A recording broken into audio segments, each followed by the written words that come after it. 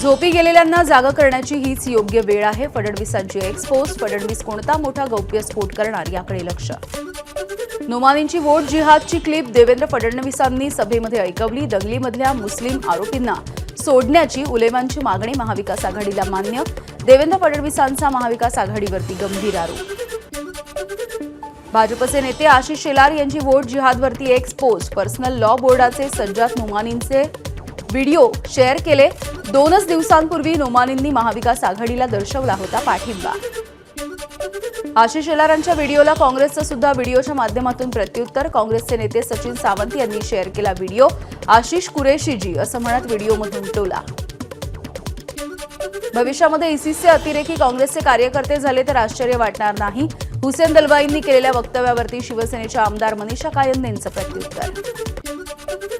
इचलकरंजीमध्ये भर पावसामध्ये शरद पवार यांची सभा. भिजत सभा झाली की निवडणुकीचा निकाल चांगला लागतो, पवारांचं वक्तव्य.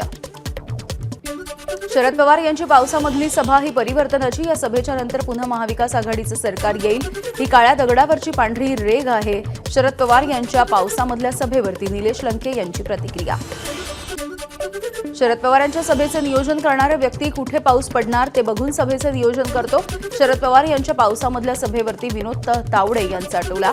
पावसामध्ये भिजले म्हणजे ती जागा जिंकतील हा पवार यांचा भ्रम. तावडेंची टीका.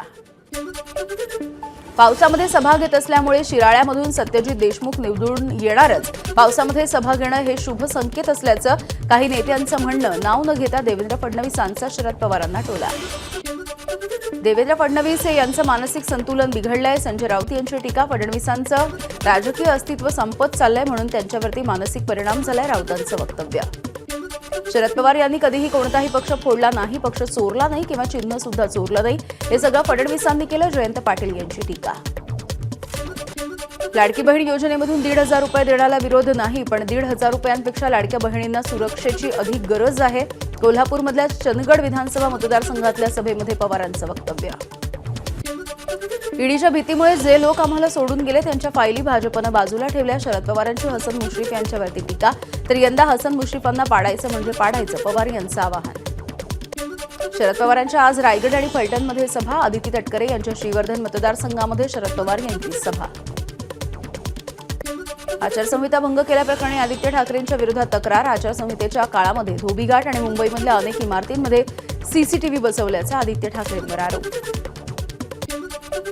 एकनाथ शिंदेंच्या बालेकिल्ल्यामध्ये उद्धव ठाकरेंची सभा. केदार दिघे यांच्या प्रचारासाठी उद्धव ठाकरे ठाण्यामध्ये येणार. पंतप्रधान नरेंद्र मोदी आज महाराष्ट्रामधल्या भाजपच्या कार्यकर्त्यांसोबत संवाद साधणार.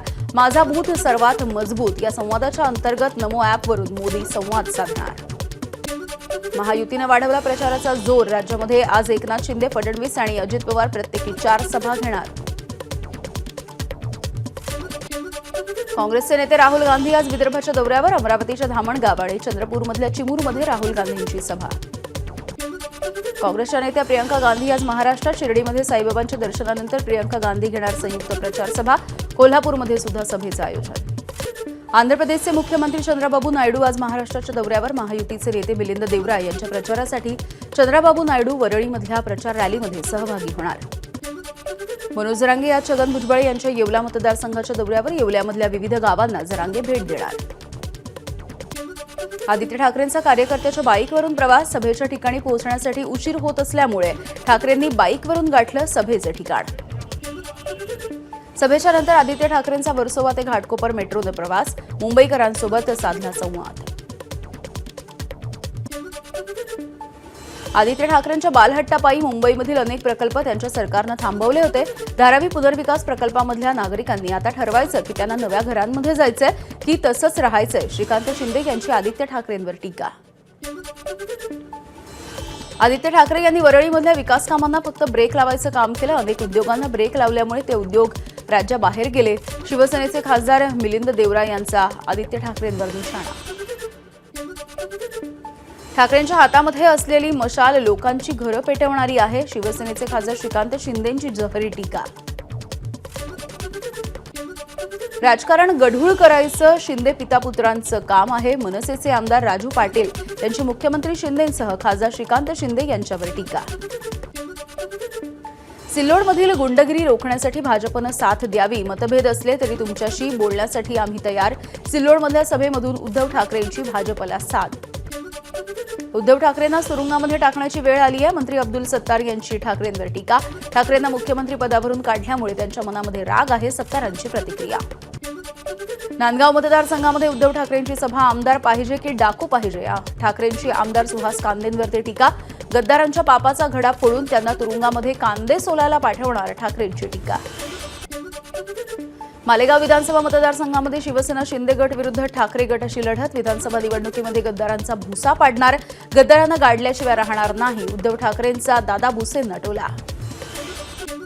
उद्धव ठाकरेंचं काँग्रेससोबत जाणं हे जनतेला पटलेलं नाही. भाजपचे नेते विनोद तावडेंचं वक्तव्य.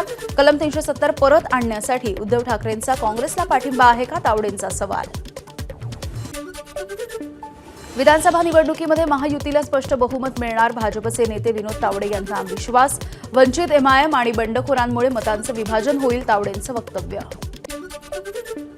बटेंगे तो कटेंगे हे महाराष्ट्राला पटणारं नाही. भाजपकडून जाणीवपूर्वक जाती धर्मांमध्ये विष पेरण्याचं पाप, काँग्रेसचे नेते विश्वजित कदम यांचा आरोप. महिलांना 1500 रुपये देऊन आमिष दाखवण्याचा प्रयत्न, विश्वजित कदम यांची टीका.